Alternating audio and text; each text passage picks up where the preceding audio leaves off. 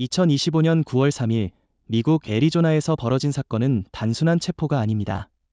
미국 국토안보부와 FBI가 합동으로 삼성전자, SK하이닉스, 현대차의 기술자 38명을 수갑을 채워 공개 체포한 순간 그것은 전 세계 동맹 질서가 흔들리는 역사적 전환점이 되었습니다. 트럼프 대통령은 미국 법은 예외가 없다는 원칙론을 앞세웠지만 문제는 그 방식이었습니다. 수십 년간 함께 산업을 일궈온 한국인 전문가들을 아무런 외교적 사전 조율 없이 체포하고 언론의 얼굴까지 노출시켰다는 건 명백한 모욕이자 정치적 오만입니다. 그렇지만 미국 입장에서도 법은 누구에게나 동일해야 하지 않겠습니까? 그들이 미국에 있으면서 탈세 혐의나 비자 규정을 어겼다면 체포는 정당한 절차 아닙니까? 문제는 절차의 내용이 아니라 맥락과 방식입니다. 대한민국은 지금 세계 핵심 공급망의 중추입니다. 삼성, LG, SK, 현대차는 미국의 반도체, 전기차, AI 산업을 떠받치는 실질적 엔진입니다. 그런 핵심 인재들을 범죄자처럼 수갑 채워 끌고 나가는 장면이 미국 언론을 통해 퍼질 때 그건 법 집행이 아니라 동맹 파괴입니다. 이재명 대통령이 단 15분 만에 안보회의를 소집한 이유가 바로 그것입니다. 하지만 일본도 미국 내에서 여러 기업 운영 중이고 대만의 TSMC도 마찬가지인데 왜 한국만 이렇게 강경하게 반응했을까요? 혹시 지나친 과잉 반응은 아닐까요? 그건 일본과 한국의 국가 위상 차이입니다. 일본은 여전히 미국의 눈치를 보며 수동적인 외교를 펼칩니다. 시게루 이시바 총리는 이번 사태에 대해 아무 언급도 하지 않았고 대만은 미국의 군사보호 아래 있기 때문에 스스로 목소리를 내기 어려운 구조입니다. 하지만 한국은 다릅니다. 이재명 대통령은 분명히 말했죠. 우리는 더 이상 뒤따르는 국가가 아니다. 국가의 자존심, 국민의 안전을 건드린다면 어떤 동맹이라도 용납하지 않겠다는 겁니다. 그래도 모든 전문가 철수는 너무 큰 결단 아닙니까? 그 여파로 미국 내 수많은 프로젝트가 멈췄고 피해는 양국 모두에게 클 텐데요. 피해요. 오히려 이번 사태는 한국의 결정권을 쥐게 만들었습니다. 철수가 시작되자마자 아리조나 인텔 공장은 60% 이상 가동 중단. 이유는 단순합니다. 핵심 공정 담당자 대부분이 한국인이었기 때문이죠. 오하이오의 LG 에너지 솔루션, SK온의 조지아 공장도 즉시 중단. 그 결과 미국 내 전기차 생산 라인이 엉망이 됐고 포드는 5만 대 이상 출고 지연에 빠졌습니다. 그런데 미국은 여전히 세계 경제 중심 아닙니까? 그렇게 쉽게 무너질까요? 바로 그 착각이 문제였습니다. 미국은 메이드 인 USA를 외치며 제조업 부활을 꿈꿨지만 실제로는 한국 인재 없이는 단 하나의 칩도 만들 수 없다는 게 드러난 겁니다. 기술 이전만으로는 안 되는 영역이 있습니다. 수십 년 쌓인 노하우, 시스템 운영 능력, 현장 적응력은 하루아침에 대체할 수 없습니다. 트럼프 대통령은 이번 실수로 미국이 얼마나 한국에 의존하는지 스스로 증명해버렸습니다. 그렇다면 한국은 어떤 방향으로 나아가야 할까요? 계속 미국을 압박하면서 독자 노선을 강화할 수 있을까요? 이미 방향은 정해졌습니다. 이재명 대통령은 유럽연합, 인도, 사우디와 K-테크 공급망 동맹을 추진 중이며 아랍에미리트는 아예 미국 대신 한국과 반도체 클러스터를 구축하겠다고 선언했습니다. 이번 철수는 단순한 응징이 아니라 글로벌 산업 주도권을 서울로 이동시키는 전환점입니다. 애리조나에서 발생한 체포 사건 이후 청와대는 즉시 전국을 전시 상황으로 간주했습니다. 이재명 대통령은 전화를 끊고 곧바로 청와대 지하 NSC 회의실로 내려갔고 불과 15분 만에 전 국무위원과 합동참모본부, 산업부, 외교부, 국정원, 그리고 청와대 과학안보보좌관까지 모두 소집되었습니다. 이는 2020년 코로나 팬데믹 이후 처음으로 내려진 산업안보 위기경보였습니다. 단순한 외교 문제가 아닌 국가 산업 기반 자체가 위협받고 있다는 판단이었죠. 그렇게 급박하게 반응할 필요가 있었을까요? 분명한 모욕이긴 하지만 미국은 여전히 최대 투자국이고 동맹입니다. 조금 더 조율하거나 외교 경로를 통해 조용히 해결할 수도 있지 않았을까요? 그 조율의 시대는 끝났습니다. 미국은 더 이상 배려를 받을 위치가 아닙니다. 백악관은 체포 전단 한 차례도 한국 정부와 사전 소통을 하지 않았습니다. 이는 동맹이 아니라 위험 요소로 간주해야 하는 행동입니다. 특히 리재명 대통령은 이 사건은 국민 한 명 한 명의 생명보다도 무거운 산업자산을 인질로 삼은 것이라며 외교적 절차보다 국가 생존을 우선시하겠다고 선언했습니다. 그렇다면 구체적으로 어떤 조치가 취해졌습니까? 첫째, 미국 내주재 한국 대사관전 직원에 대해 비상대응 프로토콜 7단계를 발동. 이는 테러 발생 혹은 대규모 정치 탄압 시에만 사용하는 매뉴얼입니다. 둘째, 국정원은 즉시 미국 현지 공장과 R&D 센터에 대한 감시 체계를 강화하고 철수 계획을 시뮬레이션으로 돌입. 셋째, 산업부는 국내 복귀형 스마트 팩토리 구축을 위한 민관 비상협 회체를 가동시켰습니다. 넷째, 외교부는 유럽연합, 인도, UAE 등 동맹 국가들과 긴급 산업협조 채널을 개설, 미국 리스크를 최소화하고 대체 생산지 확보에 들어갔습니다. UAE라니요? 거기서 반도체나 배터리 관련 기술 기반이 있습니까? 놀라운 일은 이미 벌어졌습니다. 2025년 초 리재명 대통령이 아부다비를 방문했을 때 한국-아랍기술협정이 체결됐고 그 기반 위에 제2 두바이용인 프로젝트가 준비되고 있었습니다. 반도체 공정의 일부를 아부다비에 이전하고 중동 오일머니를 끌어와 인재도 설비도 한국 중심으로 재배치하는 계획이 이미 있었습니다. 체포 사건은 이 전환에 불을 붙인 겁니다. 중국은 이번 사태에 어떻게 반응했습니까? 그들도 반미 감정을 활용하려 하지 않겠습니까? 시진핑은 겉으로는 침묵하지만 내부 보고서에서는 경계심이 드러났습니다. 한국이 미국의 등을 돌리고 산업망을 재편할 경우 중국 입장에서도 서방 대한 기술축이 탄생하게 되니까요. 특히 한국-인도 간 전략기술연합은 중국의 반도체 굴기를 좌초시킬 수 있는 결정타로 평가받고 있습니다. 일본은 어떻게 움직였나요? 같은 동맹국으로서 균형자 역할이라도 하지 않았습니까? 전혀. 일본은 여전히 미국 없이는 움직일 수 없는 나라라는 것을 보여줬습니다. 시게로 이시바 총리는 아무런 입장도 내지 않았고 일본 외무성은 오히려 미일 동맹의 일환으로 내부 사안이라는 황당한 입장을 언론에 흘렸습니다. 이에 한국 여론은 격분했고 일본은 이번 사태를 통해 다시 한번 미국의 그림자라는 이미지를 스스로 각인시킨 셈이죠. 이렇게 되면 미, 한간의 균열은 향후 수복이 어려울 수도 있겠네요. 혹시 청와대 내부에서는 미국과의 관계 완전 재정립까지 고려하고 있습니까? 사건 발생 사흘 후 대한민국 5대 그룹이 한나라시에 발표한 성명은 사실상 경제 쿠데타 선언과 다름없었습니다. 삼성, LG, SK, 현대차, 포스코까지 모두 미국 내 모든 신규 투자, 확장 공사, 공장 가동을 전면 중단한다고 발표했습니다. 그 액수만 약 800조 원, 달러로 환산하면 6천억 달러 규모에 달하는 초대형 프로젝트들이 일시에 멈췄습니다. 애리조나, 오하이오, 조지아, 텍사스 등 미국 내 핵심 산업 지역들이 순식간에 산업 블랙아웃 상태에 빠졌죠. 그렇게 대규모로 갑자기 철수하게 되면 미국 내 고용 문제, 현지 협력사, 심지어는 한국 기업의 평판까지도 타격을 입을 수 있지 않을까요? 이건 양날의 검처럼 보이기도 합니다. 전혀 그렇지 않습니다.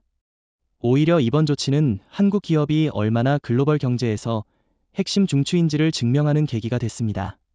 삼성전자의 애리조나 반도체 공장만 해도 2,500명 이상의 미국 고급 인력을 고용하고 있었고 SKO는 조지아에서만 1만 명 이상 고용 창출 예정이었죠. 이 모든 것을 중단시킴으로써 미국은 비로소 깨달았습니다. 우리는 한국 없이 아무것도 생산할 수 없다. 미국 현지 언론조차 이를 산업한 패닉 셧다운이라 불렀습니다. 트럼프 행정부는 이에 대해 어떻게 대응했습니까? 백악관 대변인이나 상무부의 입장은 나왔나요? 트럼프 대통령은 처음엔 강경한 태도를 유지했죠. 누구든 미국 법을 위반하면 처벌받는다. 하지만 철수 발표가 이어지고 뉴욕 증시가 이틀 만에 1조 달러 증발하자 결국 백악관 내부에서도 혼란이 시작됐습니다. 특히 인텔, GM, 포드, 마이크론 같은 미국 기업들에서 왜 동맹을 적처럼 대했느냐는 항의가 밀려들면서 상무부는 뒷북 해명을 내놓기 바빴고 일부 공화당 의원조차 트럼프가 산업을 무너뜨렸다는 표현을 쓰기 시작했습니다. 이 정도면 미국 내부에서조차 자국 정부의 외교 실패를 인정하는 분위기군요. 그런데 이 사태의 본질이 단순한 투자 중단 이상이라는 지적도 나오고 있습니다. 좀 더 본질적인 문제가 있다는 뜻일까요? 맞습니다. 이번 사태는 단지 프로젝트 취소가 아니라 대한민국이 전 세계 산업지형을 재편할 수 있다는 가능성을 보여준 전환점입니다.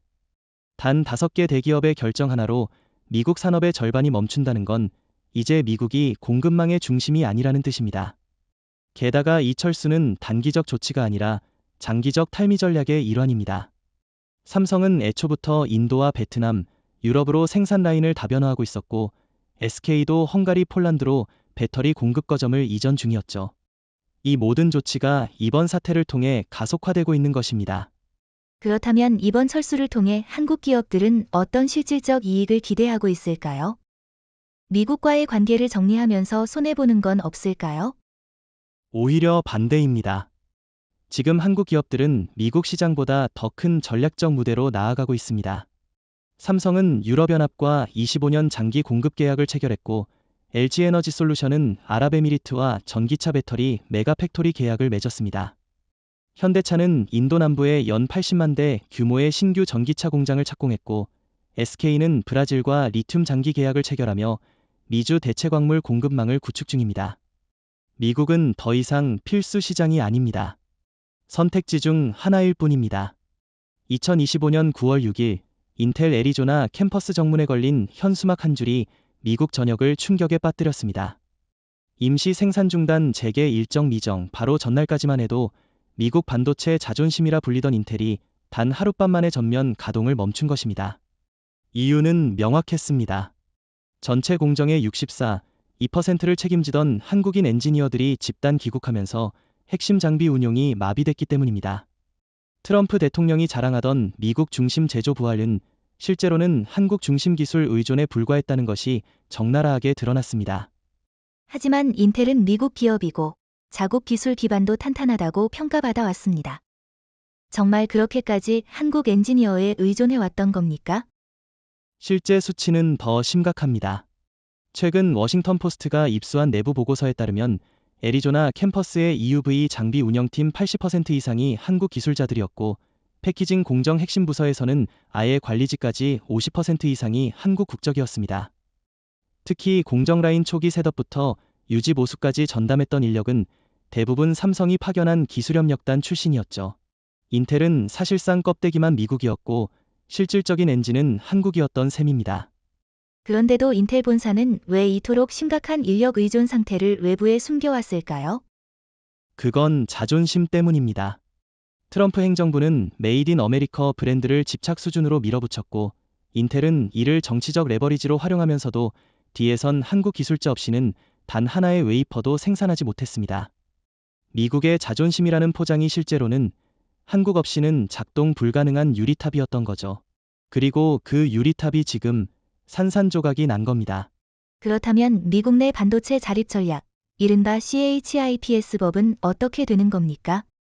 인텔 하나 무너졌다고 전체 산업이 무너질 수는 없을 텐데요. 그게 바로 트럼프식 환상정책의 허점입니다. CHIPS법은 수십조 원의 보조금을 쏟아붓고도 핵심 인재 확보에는 실패했습니다. 왜냐면 아무리 돈을 퍼부어도 그 기술을 가진 나라가 한국밖에 없었기 때문입니다. 실제로 인텔뿐 아니라 마이크론, 글로벌 파운드리, 텍사스 인스트루먼츠 등 다른 반도체 기업들도 줄줄이 핵심 공정 지연 공시를 냈습니다.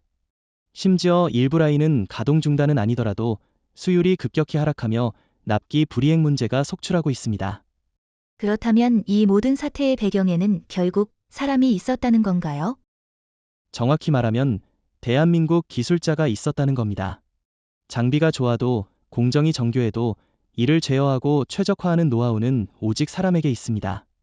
한국은 지난 30년간 반도체 생산 노하우를 국가 단위로 집적해왔고 미국은 이를 대체할 기술 인력을 키우지 못했습니다.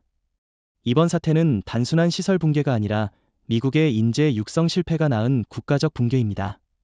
트럼프 대통령은 이 사태를 어떻게 반응했습니까? 외교 채널을 통해 진정시키려는 시도는 없었나요?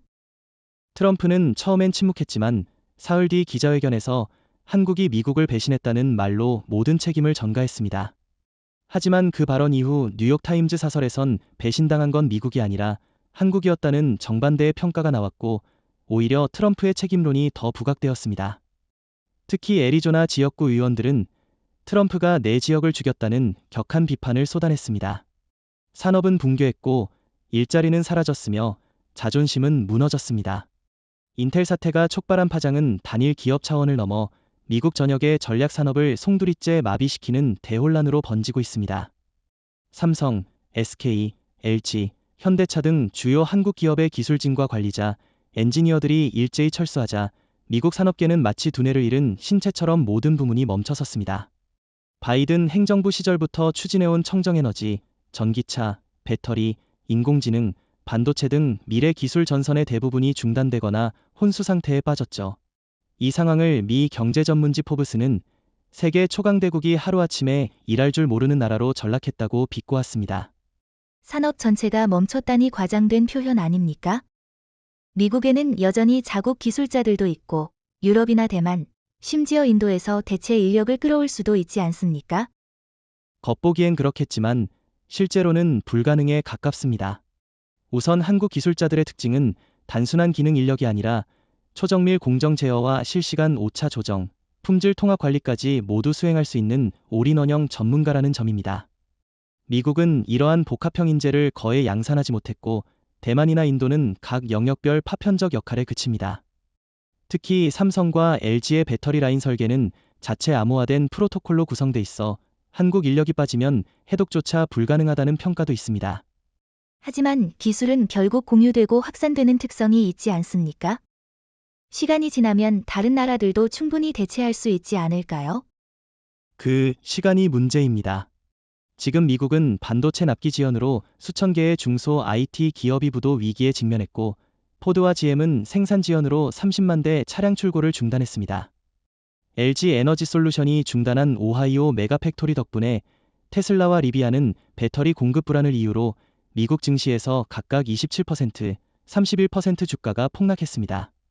대체 인력이 아무리 있어도 이 손실을 복구할 시간과 신뢰는 남아있지 않습니다. 그렇다면 미국은 이번 사태로 인해 단순히 생산 차질이 아니라 산업의 통제권 자체를 상실했다고 볼 수도 있겠군요. 정확합니다. 미국은 지금 생산력이 아니라 주도권을 잃고 있는 중입니다. 공급망을 움직이는 건 단순한 공장이나 장비가 아니라 사람입니다. 그리고 그 사람은 대한민국에 있습니다. 삼성전자의 반도체 통합 운영 시스템, SK의 BMS 소프트웨어, LG의 고밀도 양극재 설계 기술을 오브덤 알커리언 오러진. 이 기술들이 없으면 미국이 아무리 공장을 세워도 그건 껍데기일 뿐입니다. 미국이 이 상황을 반전시킬 수 있는 가능성은 없을까요? 다시 협상에 나선다든지 기술을 역으로 흡수한다든지 하는 시도 말입니다. 이미 늦었습니다. 리재명 대통령은 명확히 말했죠. 한국은 더 이상 하청국가가 아니다. 이제는 미국이 기술을 흡수하던 시기가 아니라 기술을 제공받기 위해 고개를 숙여야 하는 시대입니다. 심지어 유럽연합과 아랍에미리트, 인도는 한국과의 공급망 재편에 적극적으로 뛰어들며 미국을 배제한 새로운 기술 동맹 구축을 본격화하고 있습니다. 미국이 과거의 위치로 돌아가려면 최소 10년 이상의 회복 시간이 필요하다는 게 업계 중론입니다. 애리조나, 오하이오, 조지아, 텍사스. 한때 미국 제조업 르네상스의 상징으로 불렸던 이 지역들이 지금은 완전히 다른 이름으로 불립니다. 현지 언론은 이곳을 죽은 공장의 땅, 철근 묘지, 기술 없는 기술단지라고 표현합니다. 바로 삼성, SK, LG, 현대차 등 한국의 핵심 기술진이 철수한 이후 이들 공장은 사실상 가동을 멈춘 채 쇳덩어리 산업 유물로 전락했습니다. 수십억 달러를 들여 건설한 클린룸, 첨단 반도체 장비, 자동화 설비들까지도 지금은 먼지만 쌓여가고 있고 그 복잡하고 정밀한 장비들을 다룰 사람조차 없는 상황입니다. 설비가 고정자산으로 남아있다면 다시 가동도 가능하지 않겠습니까? 어느 정도 시간과 인력이 확보되면 재기할 수도 있지 않을까요? 그게 바로 제조를 시설로만 착각한 미국식 착오입니다. 고정 설비는 단순한 껍데기에 불과하고 그것을 살아 숨쉬게 만드는 것은 결국 사람입니다. 특히 반도체, 배터리, 전기차 같은 정밀 공정은 설비보다 운용 노하우가 더 중요합니다. 한국 기술자들은 단순히 장비를 조작하는 것이 아니라 공정 간 변수를 실시간으로 조정하고 0, 01초 단위 미세 에러를 감지하며 클린룸 내부 밀입자 확산까지 계산해서 최적화를 구현해냅니다. 그 수준은 전 세계적으로 유일하게 한국만이 확보한 노하우입니다. 하지만 미국은 여전히 AI, 클라우드, 로봇 공정 등의 인프라가 강력한 나라 아닙니까? 이런 첨단 기술로 대체할 수 있는 영역은 없을까요? AI도 결국 데이터와 알고리즘에 불과합니다. 실제 공정을 제어하려면 그 알고리즘을 현장에서 적용할 수 있는 숙련된 산업 뇌 구조가 필요합니다. 삼성의 공정 제어 알고리즘은 25년간의 생산 패턴 데이터를 바탕으로 만들어졌고, 이 시스템은 오직 한국어 기반 환경에서 최적 작동합니다. 심지어 미국의 일부 클린룸에서는 한국어 표준이 없어 문서조차 해독 불가하다는 보도도 있습니다. 즉, 한국어를 모르면 장비조차 켤 수 없는 구조라는 얘기죠. 아무리 미국이 기술 인프라를 갖췄다고 해도 지금 있는 공장들은 그 자체로 한국화되어 있기 때문에 한국 없이 재가동은 불가능합니다. 그렇다면 이들 공장은 어떻게 될까요? 장기적으로 방치된다면 막대한 손실일 텐데요. 이미 그런 조짐이 나타나고 있습니다. 오하이오주의 LG에너지 공장에서는 정전 후 냉각 시스템 오류로 인한 장비 손상이 발생했고, 삼성 애리조나 라인에서는 무인 가동 중 기계 충돌로 240억 원 규모의 손실이 발생했습니다. 이 모든 것이 운영 인력의 공백 때문입니다. 현재까지 미국 내에서 한국 기술자 철수로 인해 직접 손실된 장비 비용은 약 9조 원에 이르며 앞으로도 이 수치는 기하급수적으로 증가할 것입니다. 결국 이들 공장은 단순한 시설이 아니라 한국 인력이 빠지면 무용지물이 되는 고철 덤이라는 현실이 드러난 겁니다. 이 상황을 미국은 어떻게 받아들이고 있습니까? 정치권이나 언론, 산업계의 인식 변화가 있습니까? 처음엔 부정과 침묵으로 일관했습니다. 하지만 시간이 지나면서 기술 주권은 한국에 있었다는 인식이 확산되고 있습니다. 미국 상원기술위원회는 긴급 보고서를 통해 한국 기술의 이탈은 제2의 9.11급 경제 충격이라고 평가했고, 경제지 블룸버그는 한국 없는 미국 제조는 공상과학이라는 헤드라인을 실었습니다. 산업계는 이미 판단을 내렸습니다. 벤처 투자사들은 한국 벤처로 자금을 이전하고 있고, 테슬라도 일부 배터리 테스트 라인을 서울 R&D 센터로 전환한다고 발표했습니다. 미국이 자국 내 제조를 살리려면 결국 한국에 다시 무릎을 꿇을 수밖에 없는 시나리오가 현실화되고 있습니다. 그렇다면 이 상황은 미국의 산업 전략이 실패했다는 것을 공식적으로 인정하는 계기가 될 수도 있겠네요. 그렇습니다. 애리조나, 오하이오, 조지아, 텍사스에 세운 수십 개의 공장들이 결국 한국 없는 거대한 철 구조물로 남게 될 위기입니다. 산업의 본질은 기계가 아니라 인간입니다. 그리고 그 인간은 지금 서울에 있습니다. 한국 기술자의 전면 철수와 제조업 붕괴는 곧바로 금융시장의 도미노처럼 번졌습니다. 단 4일 만에 뉴욕 증시에서는 시가총액 약 2조 달러, 즉 하나로 약 1600조 원이 증발했습니다. 나스닥은 17% 급락, S&P 500은 12% 하락, 다우존스 산업지수는 9% 후퇴하며 2008년 금융위기 이후 최악의 한 주를 기록했습니다. 기술주의 몰락은 더욱 뚜렷했습니다. 인텔은 42% 폭락했고, 테슬라 36%, 애플 19%, 마이크론은 장중 거래 중단 사태까지 맞이했습니다. 그리고 이 모든 주가 붕괴의 원인으로 지목된단 하나의 문장, 한국이 빠져나갔다. 주가 변동은 본래 심리적인 요인이 크게 작용하니 단기 충격에 불과할 수도 있지 않나요? 미국은 여전히 세계 최대의 자본시장을 보유하고 있고 이 정도 하락은 곧 회복될 수 있는 것 아닌가요? 이번엔 다릅니다. 이번 하락은 단순한 심리 요인이 아니라 구조적 붕괴에 따른 실질적 자산 손실입니다. 예를 들어 애플의 M2 칩 공급 라인이 지연되면서 3분기 생산 목표가 40% 축소됐고, 이는 공급 계약 차질로 이어져 협력업체 주가까지 연쇄 추락했습니다. 테슬라는 오하이오 공장에서 LG 배터리 납품이 중단되자 전기차 출고 일정이 밀리며 수익 전망이 하향 조정됐고, 이에 따라 기관 투자자들이 대거 매도에 나선 것입니다. 즉, 이건 불안 심리가 아니라 공급 현실에서 비롯된 자산 붕괴입니다. 그렇다면 미국 내 연기금이나 대형 투자기관들도 이번 사태로 큰 손실을 입었겠군요. 맞습니다.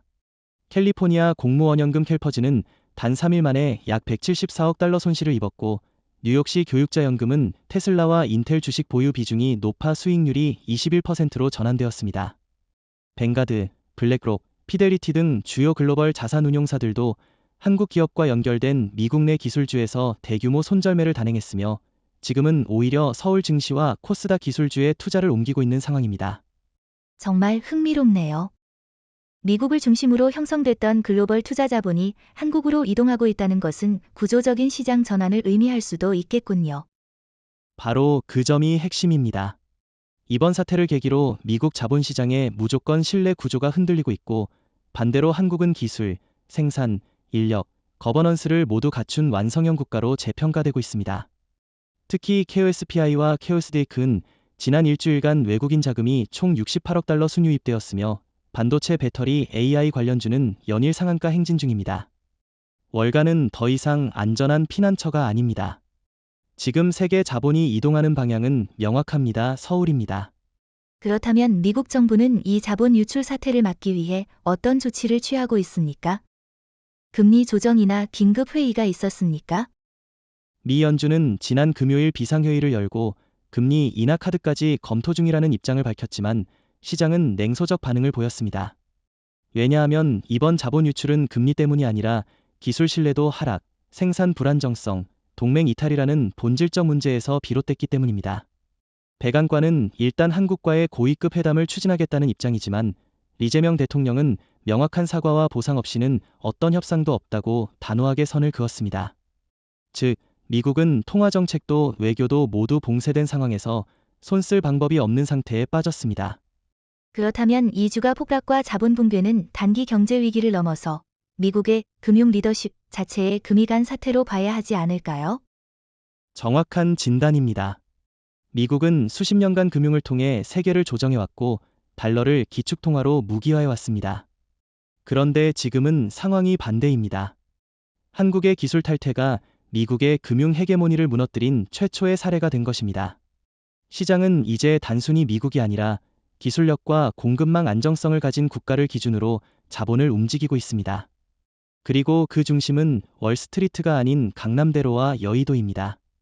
2025년 9월 둘째 주 뉴욕 월가에서 빠져나간 자본은 어디로 갔을까요? 단순한 안전자산이나 단기 피난처가 아니라 글로벌 자본의 실질적 이동지는 명확했습니다. 서울. 정확히 말하면 서울 강남과 판교, 그리고 충북 오창과 경북 구미, 광주 AI 집적단지였습니다. 불과 5일 만에 전 세계 7대 투자운용사 중 5곳이 서울에 긴급 사무소를 개설했고, 독일 도이치방크는 코스닥 상장사 12곳에 총 8조 원 규모의 전략 지분 투자를 단행했습니다. HSBC는 아예 서울이 새로운 월스트리트다라는 보고서를 냈습니다. 미국 자본의 탈출이 아니라 한국을 중심으로 한 세계 자본 재배열이 현실화된 겁니다. 하지만 서울은 여전히 뉴욕, 런던, 홍콩처럼 국제 금융 중심지로서의 기반은 부족하다는 평가도 많았지 않습니까? 갑자기 이 정도의 자본이 몰릴 만큼 인프라가 준비돼 있었을까요? 그건 과거의 시선입니다. 지금의 서울은 단순한 금융도시가 아니라 기술과 자본이 결합된 산업 기반 금융허브입니다. 강남과 판교는 이미 AI 반도체 설계 기업들과 양자 컴퓨팅 스타트업들이 밀집해 있고, 여의도는 그 R&D와 공급망을 연결하는 금융체계로 진화 중입니다. 즉, 뉴욕은 금융만 있고 산업은 없지만 서울은 산업과 기술, 금융이 하나로 묶인 유기적 구조를 가지고 있다는 게 차별점입니다. 이번 글로벌 충격은 바로 그 구조에 자본이 몰리는 결정적 전환점이었습니다. 그렇다면 지금 서울로 몰려드는 자금들은 어떤 분야로 흘러들어가고 있습니까? 단순히 반도체나 배터리 분야에만 집중된 현상이 아닌가요? 전혀 그렇지 않습니다. 실제로 외국인 자금의 유입은 매우 전략적으로 분산되고 있습니다. 예를 들어 SK바이오텍과 유한양행은 AI 기반 신약 개발 파이프라인을 통해 유럽 VC로부터 2천억 원 규모 시리즈 C 투자를 유치했고, 카카오와 네이버는 블록체인 보안 관련 신규 프로젝트에 일본 소프트뱅크로부터 각각 1,500억 원, 1,200억 원을 확보했습니다. 또 두산퓨얼셀과 현대오일뱅크는 수소경제 기반 ESG 프로젝트로 중동계 자금을 끌어들이고 있고, 심지어 부산의 해양 디지털 트인 스타트업까지 북유럽계 연기금이 투자에 나서고 있는 상황입니다. 이는 한국이 더 이상 단일 산업국가가 아니라 다층적 기술 생태계를 가진 복합 산업국가로 평가받고 있음을 보여주는 지표입니다. 그렇다면 서울은 기술 중심지로서만이 아니라 자본 유치 국가로서도 완전히 위상을 바꾼 셈이네요. 미국은 이걸 어떻게 바라보고 있습니까? 워싱턴의 반응은 극히 민감합니다. 트럼프 대통령은 기자회견에서 한국이 자본을 훔쳐갔다는 표현을 쓰며 분노했지만 미국 재무부와 연준은 오히려 현실을 인정하고 있습니다. 미국 시장은 더 이상 기술 기반 자본을 유지할 수 없는 단계에 들어섰다는 내부 평가 보고서가 유출됐고, 미국의 일부 의원들 사이에서는 동맹국 이탈을 자초한 트럼프 행정부의 정책 실패라는 비판까지 나오고 있습니다. 즉, 미국은 지금 패권 상실을 처음으로 체감하고 있으며 한국은 그 빈자리를 실질적으로 채우고 있습니다. 글로벌 자본의 흐름이 서울로 집중된다는 건 분명 전례 없는 일입니다. 그런데 이 흐름이 일시적 유행인지 아니면 구조적 전환인지 확신할 수 있는 근거가 있습니까? 분명히 말할 수 있습니다. 이번 현상은 구조적 전환이며 이미 시스템이 바뀌고 있습니다. 유럽연합은 한국을 핵심 기술 자본 파트너로 공식 지정했고, 인도는 K 핀테크 기술을 자국 정책에 통합하려는 움직임을 보이고 있으며, 아부다비 투자청은 코스닥 상장사를 중심으로 20년 장기 투자 계약을 체결했습니다. 미국이 더 이상 세계의 돈을 끌어모을 중심이 아니라면 그 자리는 누가 대신할까요? 그 답은 지금 판교의 한 연구소와 여의도의 펀드 운용사, 그리고 오창의 반도체 클러스터에서 매일 실현되고 있습니다. 미국 정치권은 지금 전례 없는 내분과 혼돈에 빠져 있습니다. 트럼프 대통령이 한국 기술자 체포를 지시한 직후 산업 붕괴와 금융 혼란이 전방위적으로 확산되자 백악관 내부에서도 공개적인 책임론이 터져나왔습니다. 공화당 내에서조차 트럼프는 국가 경제를 상대로 산업 자살을 시도했다는 직설적인 비판이 이어졌고, 민주당은 아예 트럼프에 대해 경제적 반역 혐의로 특별조사위원회를 설치하자고 주장했습니다. 워싱턴 포스트는 이를 정치적 쓰나미라 부르며 이번 사태가 단순한 외교 갈등이 아니라 미국의 정치 질서를 뒤흔드는 파괴적 충격이라는 점을 강조했습니다. 하지만 트럼프 대통령은 여전히 강력한 지지층을 보유하고 있고, 아메리카 퍼스트를 내세운 정책이 보수 유권자들에게는 일종의 상징처럼 받아들여지지 않습니까? 그 상징이 지금 무너지고 있는 겁니다. 트럼프가 한국은 기생국가다, 미국 기술을 훔쳐갔다는 자극적인 언어로 지지층을 자극했을 땐 효과가 있었을지 모르지만 지금은 그 말들이 현실의 붕괴와 함께 완전히 역효과로 돌아오고 있습니다.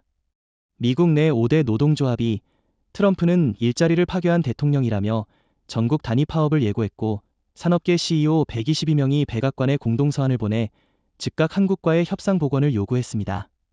그 중심엔 인텔, 포드, 애플, 테슬라 CEO가 포함돼 있었습니다. 트럼프가 자신이 창조한 미국 중심 산업 모델을 스스로 파괴했다는 비난은 지금 여론을 정면으로 뒤집고 있습니다. 이러한 흐름이 내년 대선에도 영향을 줄 수 있겠군요. 정치적 지형 자체가 뒤흔들릴 수 있다는 말씀이십니까? 이미 시작됐습니다. 최근 공화당 경선 레이스에서는 론 디산티스와 니키 헤일리 전 유엔 대사가 트럼프의 무역 정책을 정면으로 비판하며 반 트럼프 연합을 구성하고 있습니다. 민주당에서는 개빈 뉴섬 캘리포니아 주지사가 트럼프는 미국을 글로벌 고립국가로 몰아넣었다며 강도 높은 공격을 이어가고 있죠. 특히 CNN이 발표한 긴급 여론조사에 따르면 트럼프의 무역 및 산업 정책에 대한 국민 신뢰도는 28%로 역대 최저치를 기록했습니다. 여기에 중도층과 스윙 보터들이 대거 이탈하면서 트럼프는 기존의 콘크리트 지지 기반조차 흔들리고 있는 상황입니다. 그런데 정작 트럼프는 아직도 한국이 먼저 배신했다는 프레임을 계속 밀고 있지 않나요? 이 전략이 통할 가능성은 없습니까? 이번에는 다릅니다. 한국은 국제사회로부터 완전한 정당성을 인정받고 있는 상태입니다. 이재명 대통령이 제안한 동맹 내 자율보호 원칙은 유럽연합, 인도, 캐나다 등 주요 국가들로부터 지지 성명을 받았고, 오히려 미국의 일방적 압박과 인종차별적 단속이 문제라는 시각이 널리 퍼지고 있습니다. 한국은 자국민을 보호하기 위해 철수했고, 미국은 동맹을 무시한 채 체포라는 강수를 뒀습니다. 세계는 어느 쪽에 손을 들어줄까요? 이건 단순한 프레임 싸움이 아니라 명백한 국제 신뢰의 무게가 한국 쪽으로 기울어진 상황입니다. 그렇다면 트럼프의 남은 선택지는 무엇일까요? 이 위기를 정치적으로 돌파할 가능성은 남아 있을까요? 사실상 선택지는 하나뿐입니다. 공식 사과 혹은 정치적 몰락입니다. 문제는 트럼프가 결코 사과할 성격이 아니라는 점이고, 그렇다면 몰락은 피할 수 없는 수순입니다. 미국 언론은 지금 트럼프 정권을 불도저가 자국 산업을 밀어버린 사건으로 규정하고 있고, 예교 전문지 포린 폴리시는 한국은 이번 사태를 통해 전략적 자율성과 국제적 리더십을 동시에 획득했다고 평가했습니다. 다시 말해, 트럼프는 이번 선택으로 인해 자신은 추락했고 한국은 떠올랐다는 것입니다.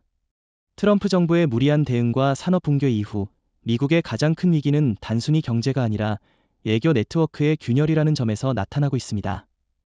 특히 미국의 전통적 동맹국들이 하나둘씩 서울로 향하고 있다는 사실은 미국 외교의 구조적 붕괴를 의미합니다.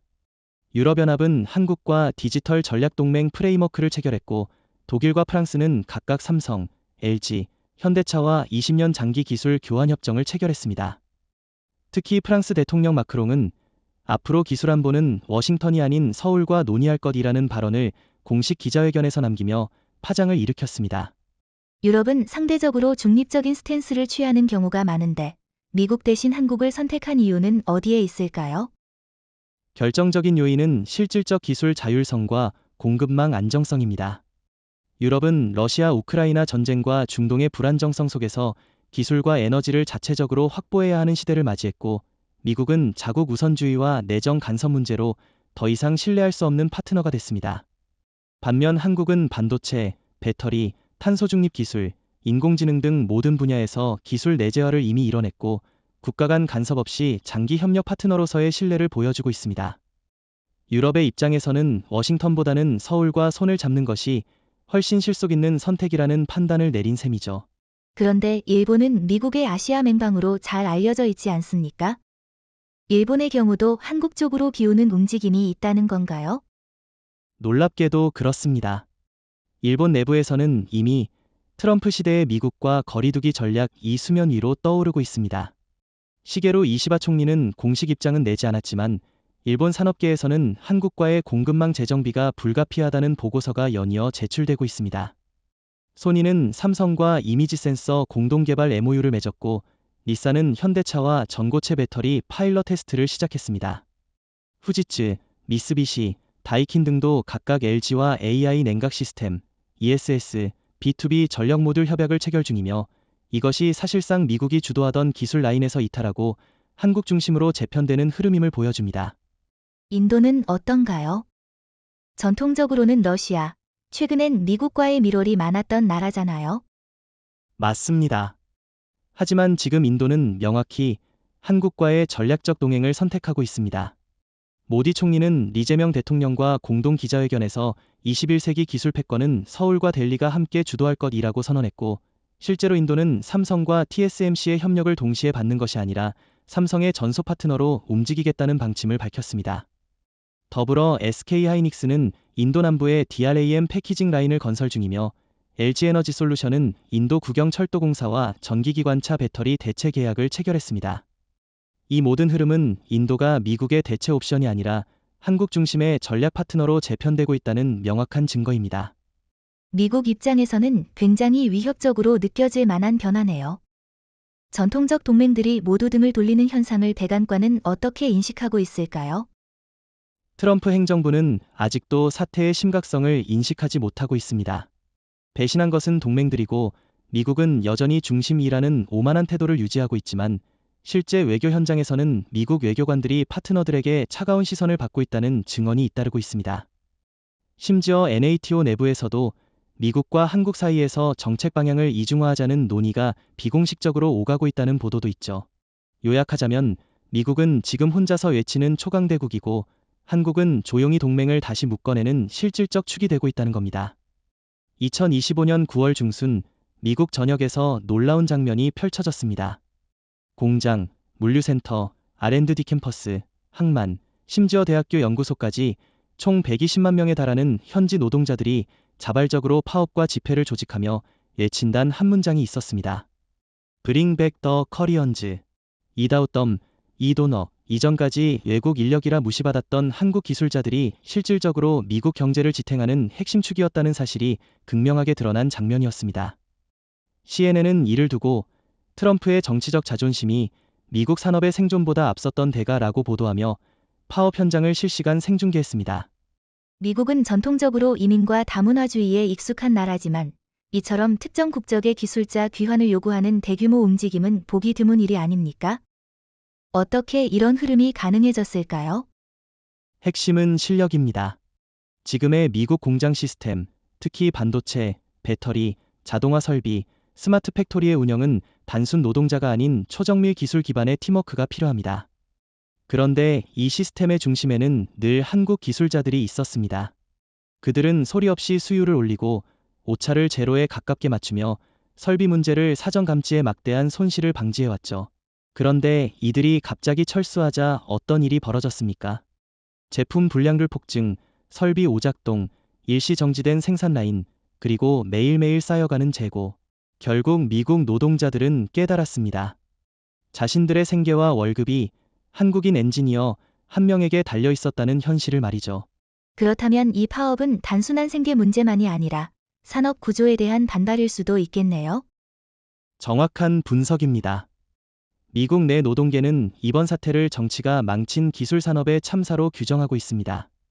AFL-CIO를 포함한 주요 노동조합들은 워싱턴 앞에서 대규모 촛불 시위를 벌이며 우리는 기술이 아닌 정치에 당했다는 슬로건을 내걸었고, SK온 조지아 공장 출신 노동자 1,700명은 백악관에 공동 탄원서를 제출했습니다. 특히 현대차 엘라베마 공장에서는 한국 기술자들이 돌아오지 않으면 우리는 다시 일하지 않겠다는 선언문을 낭독하는 장면이 언론에 포착되었고, 이는 미국 전역의 연대를 이끌어내는 상징적 사건이 됐습니다. 정부 측의 대응은 어떻습니까? 노동자들의 불만을 수렴하려는 움직임이 있습니까? 트럼프 행정부는 처음엔 단호한 입장을 고수했습니다. 법 위반자에겐 예외 없다는 입장을 반복했지만 여론이 악화되고 노사 갈등이 경제마비로 이어지자 결국 백악관은 수습책을 모색하기 시작했습니다. 미국 노동부 장관은 직접 애틀랜타를 방문해 현장 노동자들과 면담을 시도했지만 거센 야유 속에 기자회견조차 취소됐습니다. 노동계는 명확히 요구하고 있습니다. 지금 당장 한국 기술자를 돌려보내고 정치가 개입하지 않도록 하라. 더 이상 공허한 메시지는 통하지 않는 상황입니다. 이 정도면 단순한 정책 반대가 아니라 대규모 산업운동으로 확대될 가능성도 있어 보이네요. 이미 그렇게 움직이고 있습니다. 시카고, 샌디에이고, 필라델피아, 디트로이트, 오스틴 등 주요 산업도시에서는 산업정상화 촉구 집회가 2주째 이어지고 있으며 일부 도시는 K기술 복귀 촉진 결의안을 시의회 차원에서 채택하고 있습니다. 상황은 명확합니다. 미국 국민과 노동자들이 정치권보다 먼저 한국 기술의 가치를 인정하고 그것 없이는 미래도 없다는 점을 스스로 입증한 것입니다. 지금 미국이 원하는 것은 자존심이 아니라 생존이며 그 열쇠는 서울로부터 되돌아올 수 있는가에 달려 있습니다. 미국은 기술의 본산이다. 한때는 누구도 이 문장을 의심하지 않았습니다. 실리콘밸리, MIT, 나사, 애플, 인텔, 테슬라 수많은 브랜드와 기관이 이 신화를 만들어왔고 전 세계는 이를 따라갔죠. 하지만 지금 그 신화는 허물어졌습니다. 반도체 라인이 멈추고 AI 서버가 다운되며 공장은 불이 꺼졌습니다. 이유는 단 하나, 한국 기술자들이 빠졌기 때문입니다. 국가의 자존심이 기술 위에 세워진 줄 알았지만 알고 보니 그것은 외국 인재 위에 간신히 유지되던 허상이었던 셈입니다. 미국은 여전히 세계 최고의 특허 수를 보유하고 있고 글로벌 빅테크들이 다 미국 기반 아닙니까? 단기간의 혼란을 너무 과장해서 해석하는 건 아닐까요? 겉으로 보이는 숫자와 실제 운영은 전혀 다릅니다. 맞습니다. 미국은 특허는 많지만 실행할 사람은 부족합니다. 대학은 이론으로 가득하지만 생산 라인을 알고 현장 문제를 실시간으로 해결할 수 있는 인재는 대부분 한국, 대만, 인도 출신입니다. 그 중에서도 한국은 독보적입니다. 실례로 삼성전자와 협력한 MIT의 고온초전도 회로 설계 프로젝트는 삼성 기술진이 철수하면서 논문이 철회되었고, 캘리포니아 공대의 이나노 공정 논문은 SK 하이닉스 자문이 빠진 뒤 실험 검증을 실패해 국제학술지에서 리젝트되었습니다. 그 결과 지금 미국 내 8개 주요 공대는 연구 중단 사태에 직면해 있고 교수진들 사이에서는 한국 기술 없이 학술도 없다는 냉소가 퍼지고 있습니다. 그렇다면 기술대국 미국이라는 정체성 자체가 흔들리고 있다는 말씀이군요. 이미 흔들리는 수준을 넘어서 붕괴 직전입니다. 트럼프 대통령이 우리는 세계를 이끄는 기술국가라며 자화자찬하던 장면과는 정반대로 지금 미국의 기술 인프라는 공허한 껍데기라는 것이 드러났습니다. 워싱턴 포스트는 사설에서 이렇게 표현했습니다. 미국은 기술을 가졌다고 믿었지만 그것을 운영할 손은 외국에서 왔다. 지금 우리는 손을 잃었고 뇌를 잃었다. 이건 단순한 운영 차원의 문제가 아닙니다. 미국이라는 국가의 정체성, 기술로 세상을 리드하는 나라라는 이미지가 국제사회에서 빠르게 무너지고 있다는 뜻입니다. 그런데 이런 상황에서도 미국은 여전히 기술 독립을 추진하겠다는 움직임을 보이고 있지 않습니까? 중국의 모델처럼 내재화를 통해 해결할 수는 없을까요? 중국의 모델조차 실패하고 있는 상황에서 미국이 그것을 모방한다고 해결될 리 없습니다. 특히 미국은 숙련 노동자의 문화와 기술 전수 시스템이 극도로 약한 구조를 갖고 있어 단기간 내 자급자족형 기술 인프라를 만들 수 없습니다. 중국이 10년을 투자해도 아직 EUV 기술에 접근조차 못하는 현실을 보면 기술 독립은 말은 쉽지만 불가능에 가까운 개념입니다. 오히려 한국은 이미 7나노급 이상 패키징 자립, K-배터리 풀스택 설계, 양자 암호통신 네트워크까지 실전 배치된 상태이기 때문에 미국이 스스로를 추월하긴커녕 한국의 신뢰를 회복하지 못하면 기술 붕괴는 고착화될 수밖에 없습니다. 지금 이 상황이 미국 내부에서는 어떻게 받아들여지고 있나요? 일반 대중의 인식도 바뀌고 있습니까? 이미 대학, 연구기관, 실리콘밸리 스타트업 창업자들 사이에서 한국과 다시 손잡지 않으면 우리는 끝난다는 말이 일상적으로 나오고 있고 젊은 층 사이에서는 K-텍과 진짜 기술이라는 인식이 퍼지고 있습니다. 미국 IT 전문 팟캐스트 텍슬램회에서는 우리가 과소평가한 국가가 우리의 숨통을 쥐고 있었다는 주제로 한국 기술 의존도를 3회 연속 다루며 폭발적 반응을 끌어냈습니다. 지금 미국은 자존심이 아니라 현실을 직시해야 하는 시점에 와 있습니다. 기술대국이라는 이름표가 더 이상 진실이 아님을 자국민들이 스스로 인지하고 있다는 것이 이 사태의 본질입니다. 2025년 9월을 기점으로 서울은 더 이상 아시아의 변방도 아니고 미국의 부속 공급처도 아닙니다. 지금 세계의 지도자들이 하나둘씩 서울을 찾고 있고 세계의 자본과 기술, 안보, 외교의 중심축이 서울로 이동하고 있습니다.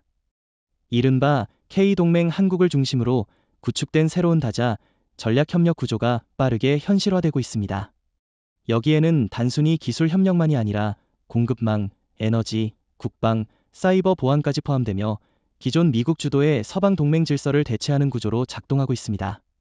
유럽연합, 인도, UAE, 인도네시아, 사우디아라비아, 호주, 심지어 캐나다와 브라질까지도 K동맹에 줄을 서고 있습니다. K동맹이라니 꽤 과감한 표현 같습니다. 정말로 한국이 중심이 되어 세계의 전략 질서를 재편하고 있다는 주장은 과하지 않습니까? 전혀 과하지 않습니다.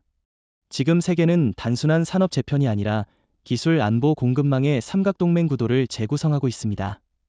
과거엔 미국이 기술과 안보를 주고 동맹국들의 자원을 받아갔다면 지금은 한국이 반도체와 배터리, AI 기반 설계를 독점하고 있고 공급망과 사이버 안보를 동시에 보호할 수 있는 실력을 갖춘 몇 안 되는 나라가 되었습니다. 대표적 사례로 K반도체 연합에는 이미 EU 7개국, 인도 국영전자기업, UAE 왕립펀드가 가입했고 한국 주도로 디지털 안보 퀘스트라는 국제 사이버 방어 협약이 출범했습니다. 이는 NATO조차 못 만들었던 디지털 다자 프레임워크이며 한국이 그 중심에 있다는 점이 핵심입니다. 그렇다면 미국은 이 흐름에서 완전히 배제되고 있다는 뜻입니까? K동맹이 미국과 경쟁 구도에 서게 되는 건가요? 사실상 그렇습니다. 물론 겉으로는 한국과 미국이 여전히 동맹이지만 기술 주도권에서는 이미 한국이 상위에 서 있습니다. 미국이 요구하는 기술 공유, 원천 기술 반환, 데이터 접근권 등을 한국은 이제 더 이상 받아들이지 않고 있으며 오히려 독자적인 기술 블록을 주도하고 있습니다. 예컨대 삼성과 LG는 유럽과 중동의 6개국에 대해 미국 기업 참여 불허 조건으로 계약을 체결했고 SK는 반도체 후공정 라인을 미국이 아닌 인도, 베트남, 사우디로 분산했습니다. 이는 명백히 비미국화 전략이며 그 중심에 서울이 있습니다. 하지만 기술만으로 국제적 중심이 되는 것은 어렵지 않습니까? 안보나 외교력도 필요한데 한국은 그 부분에서 준비되어 있습니까? 바로 그 부분이 지금 서울이 가진 결정적 장점입니다.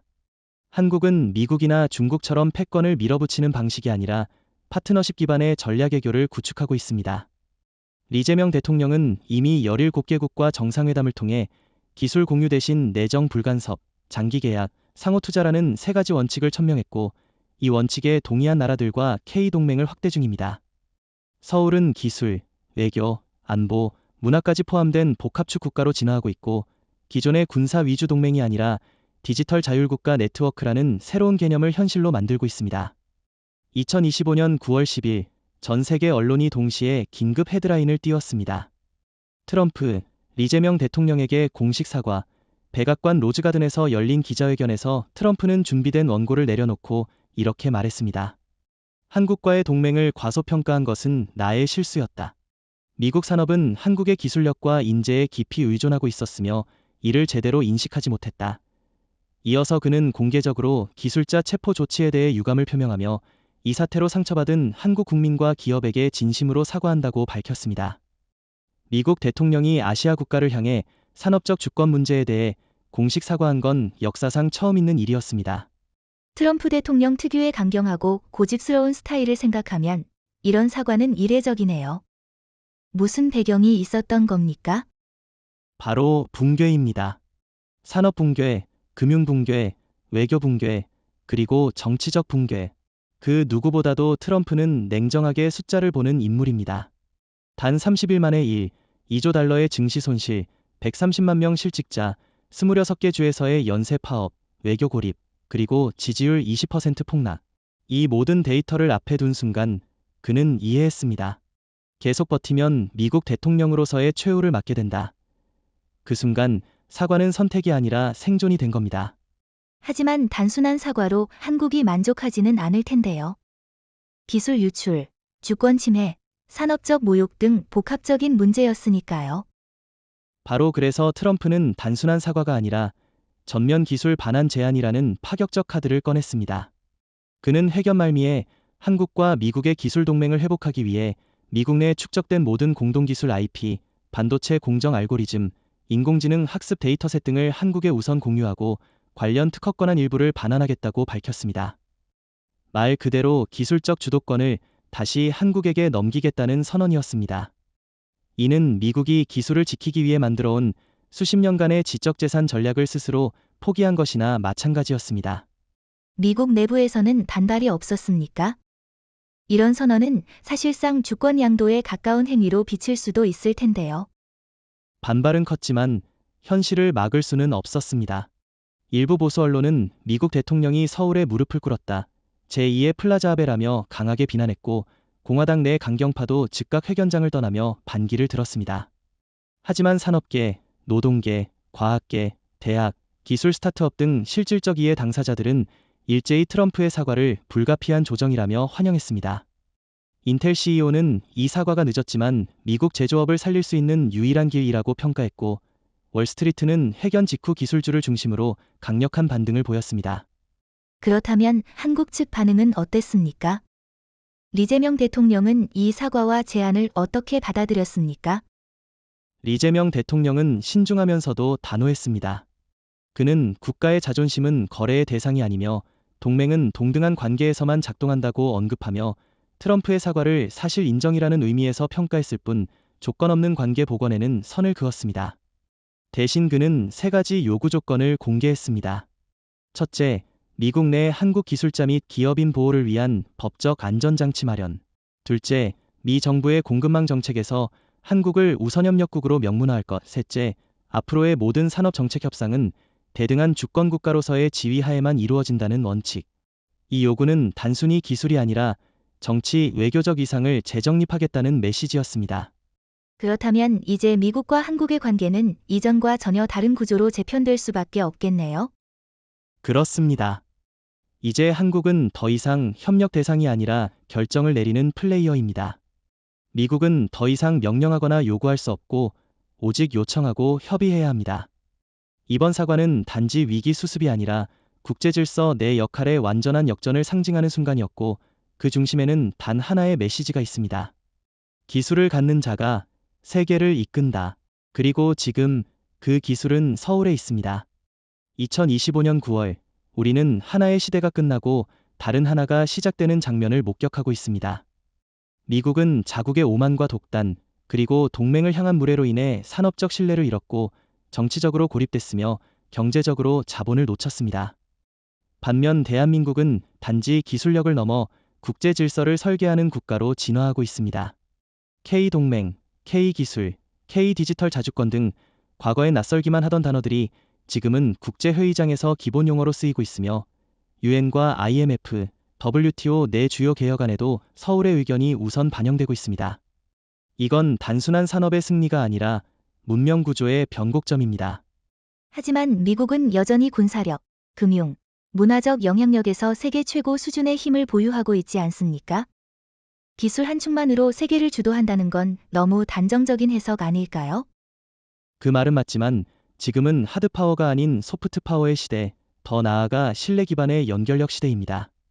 군사력은 이미 러시아의 사례에서 한계를 드러냈고, 금융은 블록체인과 디지털 자산의 부상으로 비국가화되고 있으며, 문화도 콘텐츠 소비 방식이 넷플릭스 중심에서 유튜브 플랫폼형으로 전환되며 중심축이 분산되고 있습니다. 한국은 이 세 가지를 모두 유기적으로 통합할 수 있는 드문 국가입니다. 기술력과 산업 기반, 시민 민주주의, 투명한 법제, 탄탄한 교육 인프라까지 서울은 지금 단순한 도시가 아니라 새로운 세계 모델로 진화하고 있는 것입니다. 그렇다면 질서 설계자로서의 대한민국의 책임도 상당히 커질 수밖에 없겠네요. 세계가 한국을 주목하는 만큼 감당해야 할 역할도 많아지겠죠?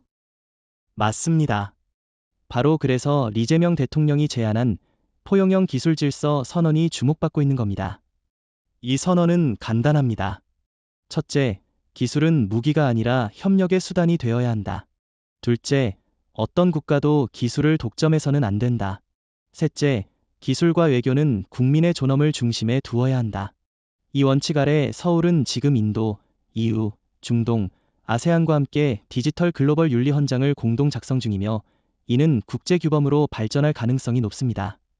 이는 미국식 지배와는 전혀 다른 조율과 공존의 리더십이며, 한국은 그 중심에 서겠다는 의지를 천명한 셈입니다. 그렇다면 앞으로의 국제 경쟁은 무기나 시장이 아니라 누가 규칙을 정의하느냐의 싸움이 되겠네요. 그리고 그 규칙의 초안은 지금 서울에서 쓰이고 있다는 것이군요. 정확히 보셨습니다. 세계는 지금 속도를 넘어서 방향을 보고 있습니다. 더 많이, 더 빠르게가 아니라 더 정확하고, 더 정직하고, 더 공정하게 나아가는 국가가 중심에 설 수 있는 시대입니다. 미국은 속도를 택했고 무너졌습니다. 중국은 통제를 택했고 멈췄습니다. 반면 한국은 기술, 윤리, 동맹, 문화, 시민의식까지 조화롭게 구성한 첫 번째 국가로 평가받고 있습니다. 이것이 바로 대한민국이 지금 새로운 질서를 설계할 수 있는 유일한 이유이며, 지금 이 순간 그 설계도가 서울에서 그려지고 있다는 사실이 역사의 전환을 가장 상징적으로 보여주는 장면입니다.